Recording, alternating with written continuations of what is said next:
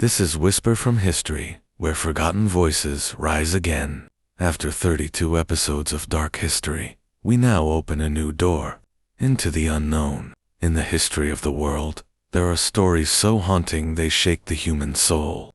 Today, we bring you the tale of a man who walked out of his own grave and left the world in shock. Stay with us as we uncover this spine-chilling true story.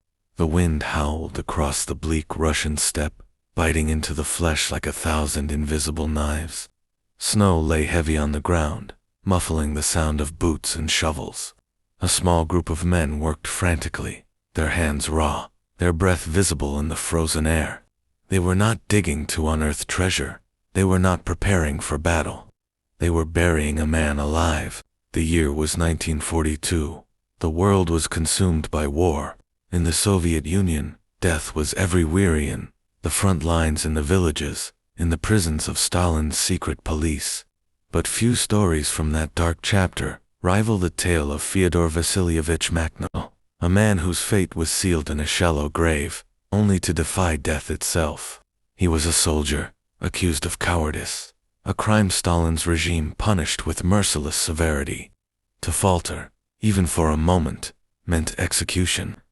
Soviet commanders, desperate to maintain discipline, often carried out swift sentences.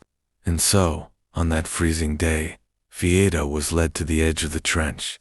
Soldiers aimed their rifles. The shots rang out. His body fell limp into the pit. Snow began to cover him as earth was shoveled over. But something was wrong. Fyodor was not dead. Buried beneath layers of frozen soil, he clawed for air. Darkness pressed down like a coffin lid. The weight of the earth crushed his chest, making every breath a battle. His mind screamed, urging him to give in, to stop fighting, to surrender. Yet something inside him refused.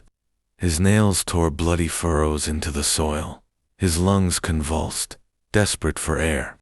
Inch by inch, he fought his way upward, until, at last, his hand broke through to the surface.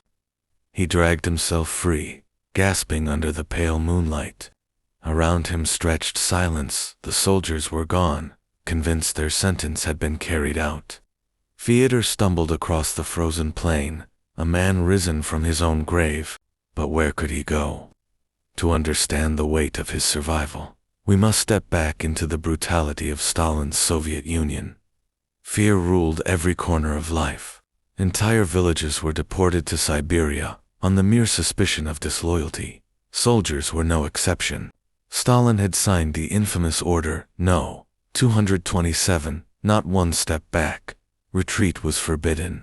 Any soldier who wavered was branded a traitor, and punishment was swift, execution by firing squad, or worse, being buried alive as a public warning.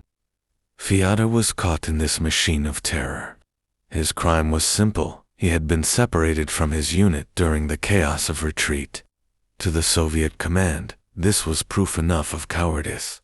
But was he truly guilty, or just another pawn in the regime's ruthless display of control? And so, one night in 1942, Fyodor Makhno's life was ended, or so his commanders believed. Yet in rising from the earth, he entered a new world. He was no longer a soldier. He was a ghost in the land of the living. Shivering, half-dead, and bleeding, Fyodor wandered through the snow. His body ached with every step, his mind half-mad with disbelief. How had he survived the bullets?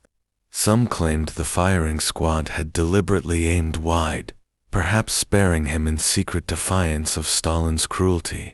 Others believed the frost had slowed the bleeding, keeping him alive long enough to escape. Whatever the truth, Fyodor pressed forward, driven by the most primal instinct of all survival. By dawn, he found himself at the edge of a village.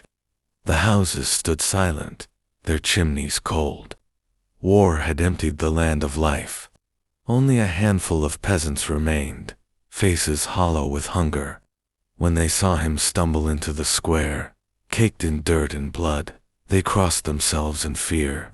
To them, he was no ordinary man. He was one who had cheated death and omen, a living ghost. but they gave him bread, water, and shelter. And in whispers, they asked, "How did you come back?" Theater's story might have ended there, fading into rumor. But fate had other plans. Word of his survival spread across the front like wildfire. Soldiers whispered about the man who could not die. His tale gave hope to the hopeless, courage to the fearful, and that, perhaps, was the greatest threat of all to Stalin's iron grip. The NKVD, the Soviet secret police, heard the rumors. They hunted him relentlessly. For them, Fieta was not a miracle. He was a dangerous symbol. If men believed that survival was possible, even against the might of the state, discipline would collapse. Order would crumble. And so, the man who had escaped his grave became a fugitive. Hunted by his own countrymen, Fyodor fled east, deeper into the vast forests of Russia. There, amid the trees, he lived like an animal. He scavenged food, drank from frozen rivers, and slept beneath branches heavy with snow. Every sound haunted him: the crack of a twig, the distant bark of dogs, the whisper of boots in the snow. But even in this solitude, he was never truly alone.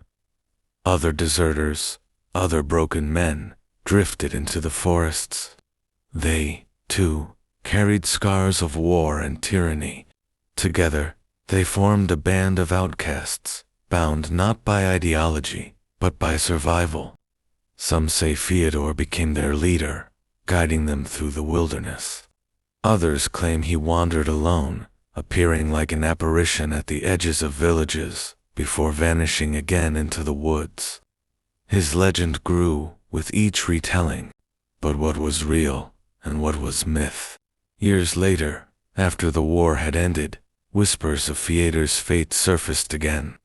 Some accounts claim he was captured at last, dragged before a tribunal, and executed properly, this time with bullets that found their mark. Others suggest he survived the war entirely, vanishing into obscurity, living out his days as a farmer under a false name. One tale tells of a traveler in the 1960s who met an old man in a remote Russian village. The man spoke softly, his voice raspy, his eyes hollow with memory. He told a story of being buried alive during the war. He said he had clawed his way out of the earth, gasping under the moonlight.